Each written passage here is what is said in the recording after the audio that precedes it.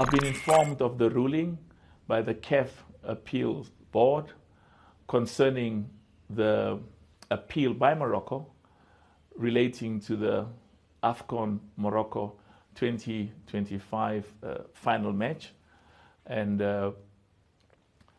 I previously expressed my extreme disappointment with the incidences that took place at the final match. And the important thing of what happened on that final match is it undermines the good work that CAF has done over many, many years to ensure that that there's integrity, that there's respect, that there's ethics, that there's governance, as well as credibility of the results of our football matches. The occurrences, those incidences at the final match of the AFCON Morocco exposes is the work that we are still dealing with concerning the suspicion and distrust. It's a legacy issue. When I became president, one of the major concerns was the impartiality, the independence, and the respect of referees and match commissioners. And a lot of good work has been done, but there continues to be suspicion because it's a legacy issue. It's something that has been there for many, many years, and we consistently deal with that because that's critically important.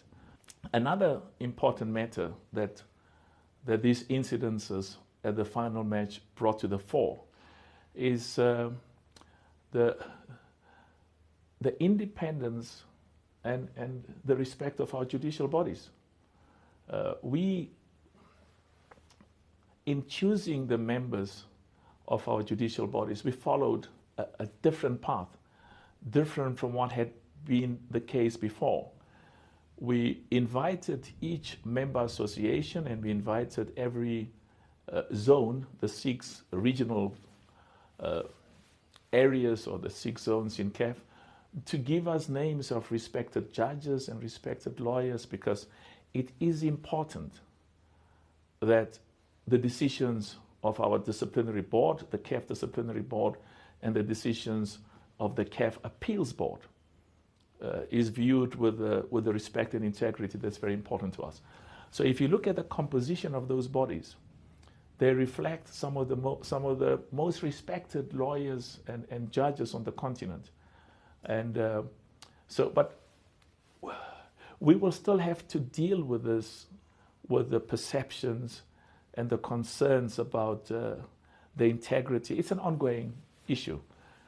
We are very clear at CAF that we are enormously committed to ensure that not only in terms of what we do, because we've implemented best practices. We've identified judges and lawyers from every region, from every zone, from the 54 countries in Africa, to make sure that these are people who have integrity and have a track record.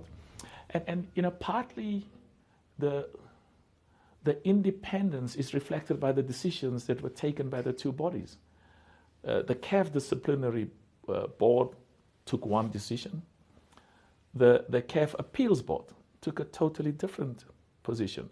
And I'm told that Senegal is going to appeal, which is very important. Every one of the 54 nations in Africa have a right to pursue their appeals and their advance interests, not only at the highest level in Africa, in CAF, but also the highest body, which is the CAS. And we will adhere and respect the decision that's taken at the highest level.